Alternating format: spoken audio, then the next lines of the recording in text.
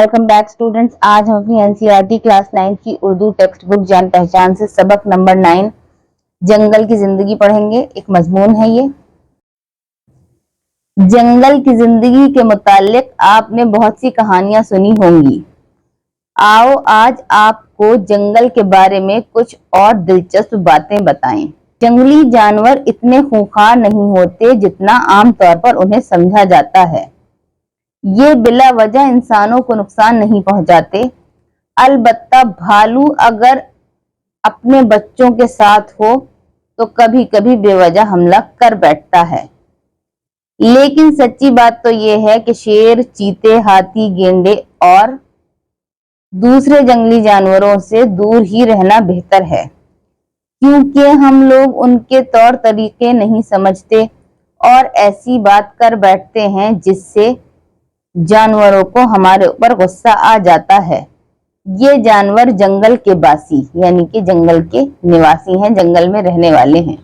ये जिस माहौल में रहते हैं वहां खुदरू यानी कि खुद से पैदा होने वाले पेड़ पौधे, घास फूस और झाड़ियां कसरत से होती हैं। जंगल में तरह तरह के कीड़े मकोड़े, चिड़िया और जानवर पाए जाते हैं। जंगल में कोई न कोई चश्मा, झील या नदी भी होती है। तमाम जंगल एक से नहीं होते, बल्कि हर जंगल की आबो हवा यानी कि जलवायु और जमीन की बनावट मुख्तलिफ होती है। उसी के लिहाज से वहां के पेड़ पौधे और जानवर होते हैं। मिसाल के तौर पर शेर सिर्फ ऐसे जंगलों में मिलता है जहां खूब झाड़ियां, पेड़ पौधे और शिकार के लिए छोटे बड़े जानवर होते हैं।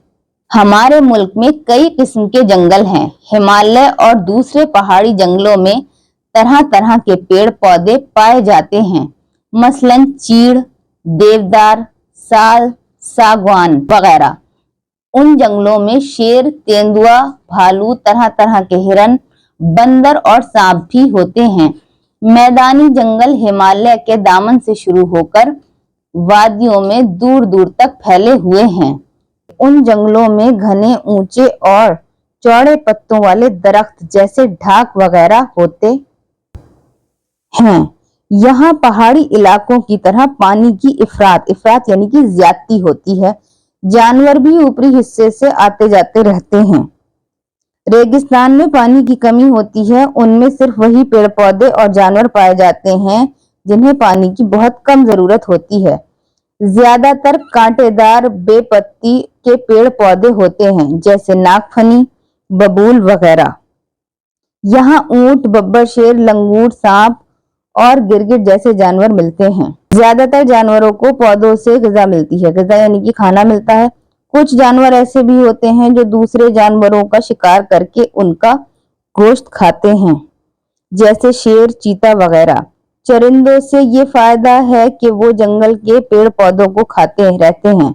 अगर ऐसा न हो तो जंगल इतने घने हो जाएंगे कि उनमें रोशनी, हवा और पानी की कमी हो जाए और पेड़ पौधे मर जाएं। दूसरी तरफ अगर दरिंदे न हो तो चरिंद इतने हो जाएं कि सारे का सारा जंगल खाकर खत्म कर देंगे।